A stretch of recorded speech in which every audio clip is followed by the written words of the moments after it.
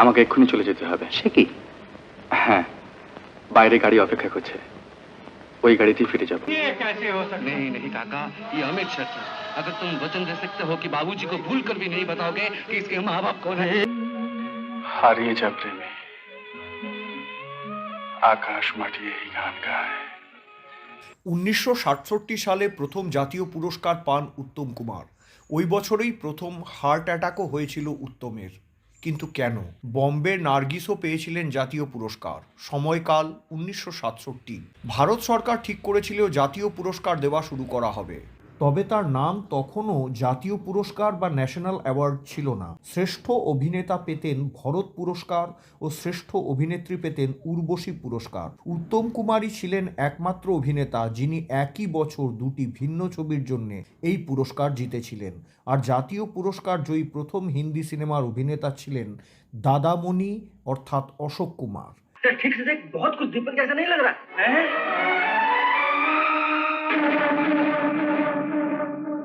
1967 সালেই উত্তম কুমারের দুটি ছবি মুক্তি পেয়েছিল।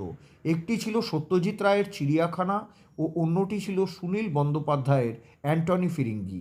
দুটি ছবির জন্যেই একসঙ্গে ভরত পুরস্কার অর্থাৎ জাতীয় পুরস্কার পেয়েছিলেন মহানায়ক উত্তম কুমার। এই পুরস্কার পাওয়াকে উপলক্ষ করে উত্তম কুমার কলকাতায় ফেরার পর গ্র্যান্ড হোটেলে একটা বিরাট পার্টি দেওয়া হয়েছিল। কিন্তু উত্তম কুমার তার এই জাতীয় পুরস্কার জয়কে 1967 সালে উপভোগ করতে পারেননি। কলকাতায় সে বছর তার একাধিক ছবি রিলিজ করেছিল। তখনই উত্তম কুমারের প্রথম হিন্দি ছবি ছোটি সি মুলাকাতও রিলিজ করেছিল।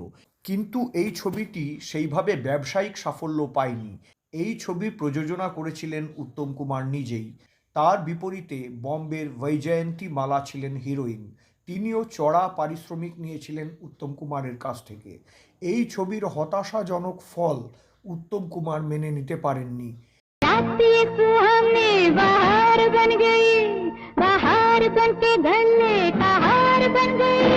1967 সালেই প্রথমবারের মতো হৃদরোগে আক্রান্ত হয়েছিলেন উত্তম কুমার।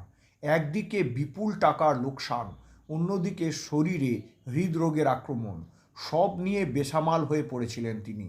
উত্তম কুমারকে তখন সেবা করে আবার আগের অবস্থায় ফিরিয়ে আনেন সুপ্রিয়া দেবী। যে সেবা সুপ্রিয়া উত্তমকে দিয়েছিলেন, সেই জন্যেই 1980 সাল অবধি এক চূড়ান্ত সফল নায়ককে আমরা পেয়েছিলাম। 1975 সালে হিন্দি ছবি অমানুষের মাধ্যমে বম্বেতে সুপারহিট নায়ক হিসেবে নিজেকে প্রতিষ্ঠিত করেছিলেন উত্তম কুমার।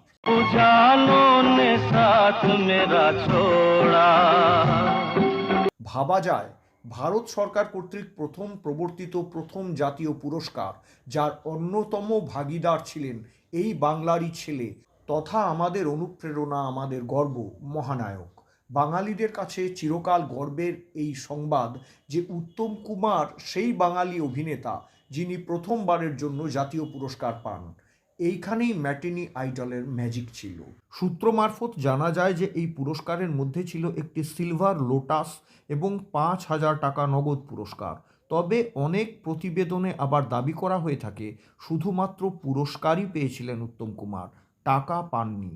বর্তমানে জাতীয় পুরস্কার জয়ী শিল্পী ভারত সরকারের কাছ থেকে পুরস্কারের পাশাপাশি অর্থও পান। দাদা সাহেব ফালকে পুরস্কার বিজয়ী একটি প্রশংসাপত্র, পদক এবং 15 লক্ষ টাকা পান। গোল্ডেন লোটাস বিজয়ীকে নগদ 3 লক্ষ টাকা দেওয়া হয়। সিলভার লোটাস বিজয়ীকে নগদ 2 লক্ষ টাকা দেওয়া হয়।